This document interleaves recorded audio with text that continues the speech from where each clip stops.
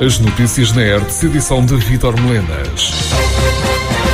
E vamos para as notícias. A aldeia de Santa Cita, na freguesia da Ceiceira, concelho de Tomar, está em clima de consternação face à morte de Denis Soeiro, vítima de despiste de capotamento do trator que manobrava, neste caso com trabalhos de enfardamento de palha. O alerta foi dado pelas 19h45 desta quarta-feira, sendo que o advogado foi encontrado já sem sinais de vitais à chegada das forças de socorro, casos dos bombeiros, ainda da viatura médica de emergência e reanimação e também da ambulância suporte imediato de vida. Refiro-se, a ocorrência não foi presenciada por testemunhas, uma vez que Denis Soeiro, de 65 anos, estava sozinho no local, dentro do seu percurso em funções públicas, registro para o cargo de chefe de gabinete por ocasião da presidência de Corvelo de Sousa na Câmara de Tomar, assim como tinha sido candidato à presidência da Junta de Aceiceira. Com efeito, as últimas horas ficaram marcadas por 2 mortes na sequência de despistes de tratores. Para além da trágica ocorrência em Tomar, também a lamentar a morte de outro homem de 78 anos, neste particular na localidade de Ribeira de Cima, concelho de Porto-Mós, distrito de Leiria. O veículo despistou-se e tombou, provocando ferimentos críticos à vítima, que não resistiu. Para além dos bombeiros, registro para a mobilização da viatura médica de emergência e reanimação e ainda da Guarda Nacional Republicana, que tomou conta da ocorrência. O jovem de 25 anos que foi esfaqueado mortalmente na madrugada do último domingo em Fátima, concelho de Orém, era timorense, mas residente na cidade. Aliás, por aquilo que se apurou, os outros 4 feridos nos violentos desacatos, que envolveram perto de 40 homens, também são de Timor. Entretanto, em matéria de investigação, a Polícia Judiciária de Leiria já apreendeu algumas armas brancas, armas que terão sido utilizadas na rixa. Por outro lado, ainda não há detenções confirmadas, pelo que nesta altura o trabalho das autoridades passa por encontrar esses responsáveis, assim como recolher testemunhos que possam ajudar a explicar a ocorrência. Rádio Hertz, a primeira a informar. O Espaço Empresarial Cais, em Vila Nova da Barquinha, foi palco para a apresentação, na tarde desta quarta-feira, do Plano Municipal de Ação Climática. O documento define medidas e objetivos que visam responder às alterações climáticas que resultam num número crescente de fenómenos como ondas de calor, vagas de frio, secas, cheias, incêndios e tornados, entre outros riscos. Fernando Freire, o presidente do município de Barquinha, deu conta, na abertura da sessão, das diferentes fases deste processo. Isto vem na sequência da publicação da Lei 98/2021, de 31 de dezembro, que tem aplicabilidade direta em todo o território nacional, mas, de facto, vem por iniciativa da União Europeia e também com esta preocupação abrangente e o tema de sobremaneira interessante para a preservação dos recursos futuros ou vindouros, essencialmente também para estabilizarmos o clima, com as consequências que bem sabemos recentemente, nomeadamente cheias na região do Hemisfério Sul, e outras gelos e situações similares, como também temos aqui na nossa região, essencialmente também a questão da falta de água e outros problemas mais prementes, que são públicos e são notórios.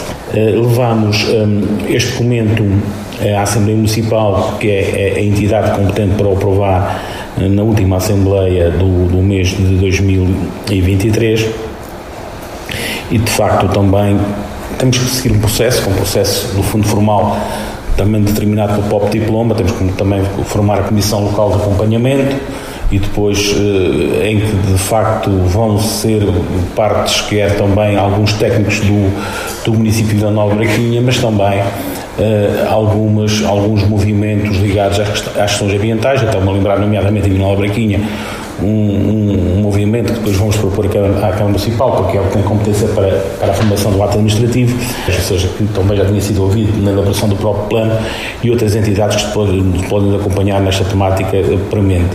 Um processo, como vos disse, que nos preocupa, que deve preocupar toda a gente, mais que nunca, uma vez que, como vos disse também, está em causa, nomeadamente, atenuarmos, mitigarmos todos estes efeitos colaterais em termos mundiais e que têm a ver com o clima que mudou.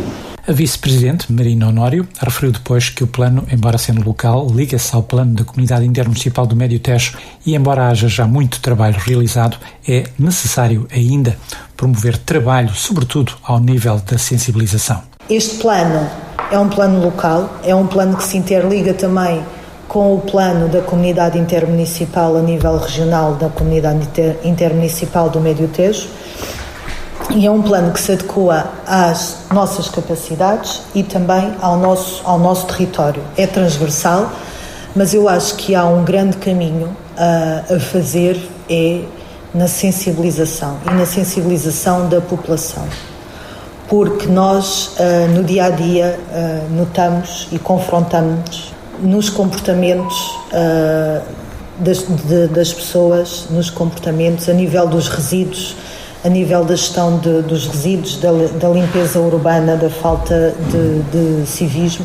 Eu acho que só trabalhando e com as camadas mais jovens, nomeadamente nas escolas, é que vamos começar a ter alguns frutos. Nesse sentido, também fizemos uma candidatura no mês passado ao Fundo Ambiental para criar ações de sensibilização nas escolas.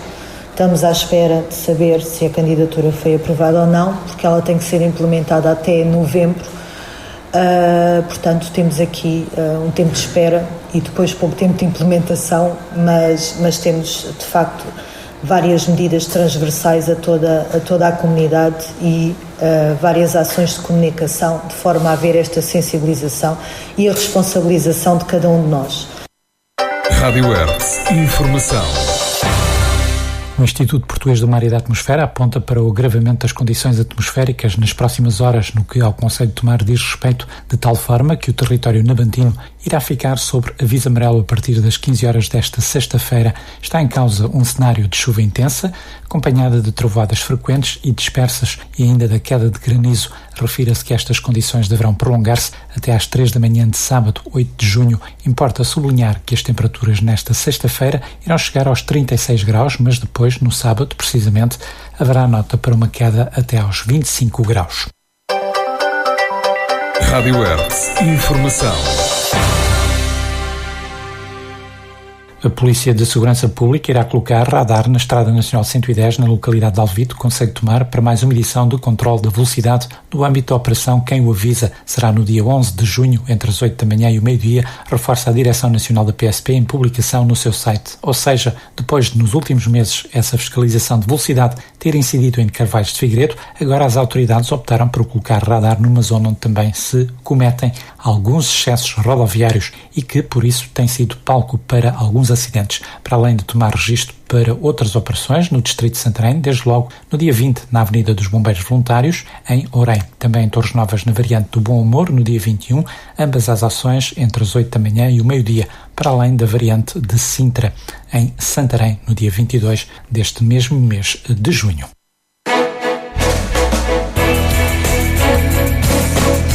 Hertz. Informação na hora certa, diária e atualizada. O presidente da Câmara do Sardual, Miguel Borges, disse à Hertz ser uma injustiça a situação que se verifica com a repartição dos EMIs das barragens. O autarca refere que o seu concelho não tem plano de água, mas que tem, por força da proximidade com Castelo de Bode, uma planta de condicionantes, fruto do plano de ordenamento da Albufeira. Miguel Borges deu também conta desta situação na recente reunião da Associação Nacional de Municípios Portugueses, onde foi discutida a repartição dos valores do imposto municipal sobre imóveis pelos municípios. O autarca sardualense defende que deve haver uma revisão da repartição dos EMIs que vá no sentido de garantir que o seu município, assim como outros nesta situação, recebam parte do imposto a cobrar às barragens. Nós temos um território de qual tem condicionantes da zona de salvaguarda da barragem de Castelo de Bode. Ora, tendo nós condicionantes, não podemos fazer, não podemos permitir uma data de coisas que outros que não têm essas condicionantes poderão fazer. Agora, o que acontece é que todos os municípios que têm contacto com o espelho d'água, chamemos-lhe assim, com a barragem propriamente dita, com o espelho d'água, sim, pronto, recebem em mim. Ora, aquilo que eu acho é que não é justo que nós que temos as condicionantes, temos o prejuízo, chamemos-lhe assim, para contribuirmos para a qualidade da água do Castelo de Bode, mas não temos o benefício como outros têm, porque nem sequer temos o contacto com a Albufeira e não podemos ter aqui, por exemplo, um aproveitamento turístico como outros têm. Ora, e além disso, os outros municípios que têm o contacto com a Albufeira, têm o aproveitamento turístico e ainda recebem em mim, claro que têm as condicionantes da zona de salvaguarda. Agora, nós só temos as condicionantes, por isso era justo que a repartição do IMI passasse também a incluir os municípios que, apesar de não terem contacto com o espelho d'água, com a Albufeira propriamente dita, mas tem contacto com zonas de condicionantes. E aquilo que eventualmente seria justo seria, claro que há 50% do valor será para os municípios onde está instalado a barragem propriamente dita, a barragem, o paradão e tudo isso. Os outros 50% seria para distribuir por todos os municípios, incluindo aqueles que não têm contacto com a Albufeira, mas têm a zona de salvaguarda, têm essas limitações ou essas condicionantes, mesmo assim. Seria uma receita interessante para o município. Por pouco que ela seja, por pequeno que ela seja, é sempre uma receita. E além de ser uma receita grande ou pequena, é uma questão de justiça.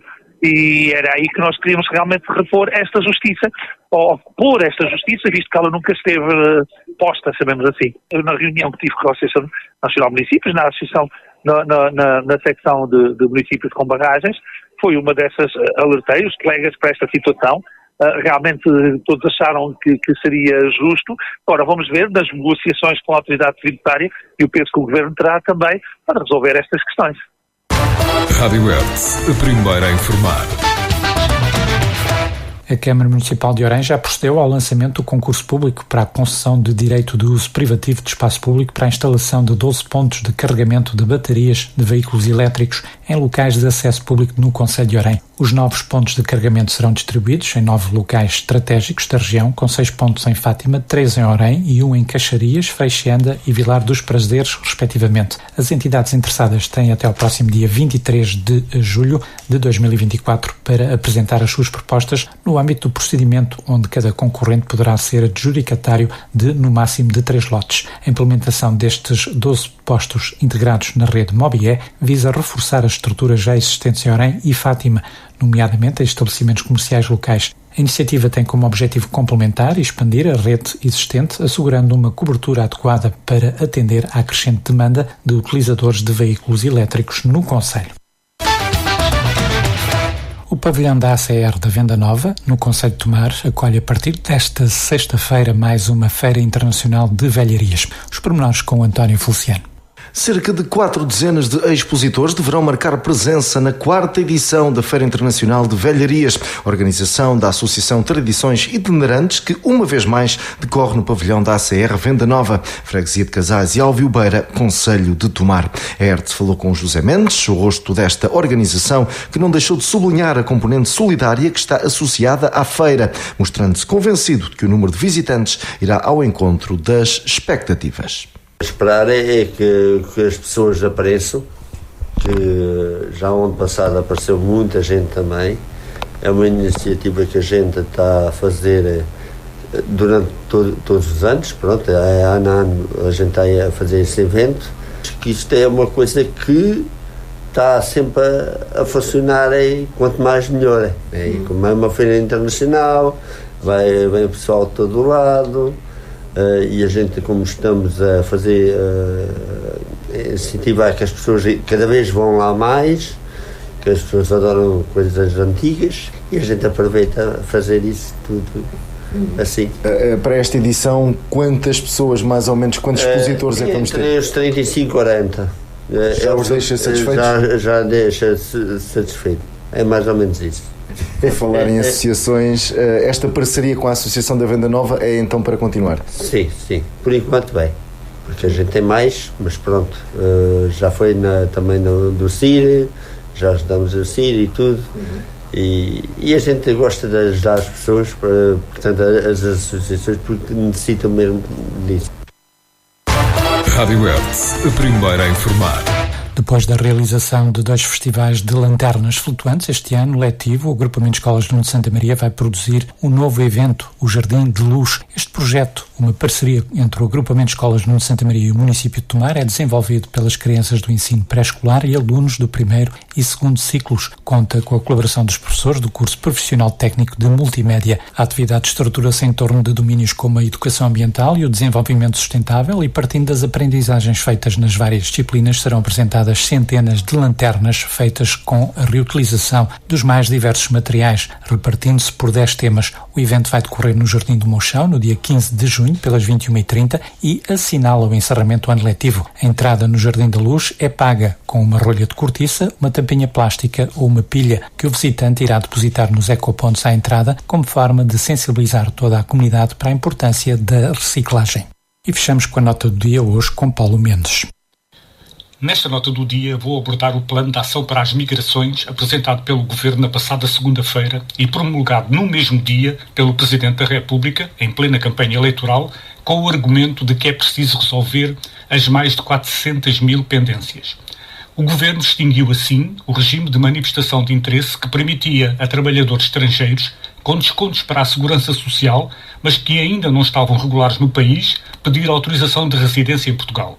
Os imigrantes passam obrigatoriamente a terem de ter vistos de trabalho antes de entrarem em Portugal. Ou seja, o Governo distinguiu, através de decreto-lei, os artigos 88º e 89º da Lei de Estrangeiros de 2007, que muitas organizações defenderam ser a forma de controlar as redes de imigração ilegal e de permitir a quem já estava a trabalhar no país se legalizar, mas que o Governo acredita que foi usado como porta aberta e fonte de grande parte das pendências. Alberto Matos, da Solidariedade Imigrante, Associação para a Defesa dos Direitos dos Imigrantes, considera: essa medida vai se traduzir em mais uns milhares de pendências de pessoas que vão ficar em situação irregular. E um dia essas pendências serão, eventualmente, superiores às pendências em nome das quais se aprovou, em tempo recorde, esta medida. Acrescenta que, com as manifestações de interesse, permitia-se estabelecer uma relação de trabalho entre as entidades patronais e os utilizadores diretos ou não. Sabia-se o nome, o número de contribuinte, garantia-se que existiam descontos para a segurança social, ou seja, eram portas escancaradas para a regularização das pessoas. A partir deste momento, não vamos saber quem está a trabalhar e onde, não se garantem contribuições, via impostos, para financiar o Estado Social. Portanto, a partir de agora, entramos numa zona escura que vai crescer rapidamente, em torno da qual a exploração vai aumentar. O argumento de que, através dos consulados e das embaixadas, se garante que exista uma regulação da imigração e que se garantem as entradas no território nacional das pessoas de que Portugal precisa, também é refutado. Em muitos países só têm acesso aos consulados as máfias locais. Estou a falar da Guiné-Bissau, já foi assim na Ucrânia no princípio do século, será assim na Índia. No Nepal nem sequer há consulado. Quem é que consegue chegar aos consulados que não através de intermediário? O negócio da escravidão e de contrair dívidas em nome das quais as pessoas são exploradas durante décadas transferiu-se, agora, alegremente para milhares de quilómetros de distância. E termina. Não é com medidas destas que se trava a imigração. O que se faz, de facto, é abrir as portas, as janelas e tudo à imigração irregular e às máfias do trabalho clandestino e do tráfico humano. É isso que vai prosperar ainda mais. Dá que pensar. E é tudo. Assim fechamos. Ficamos então por aqui. Fique bem, fique com a Hertz. Estas e outras notícias em radiohertz.pt.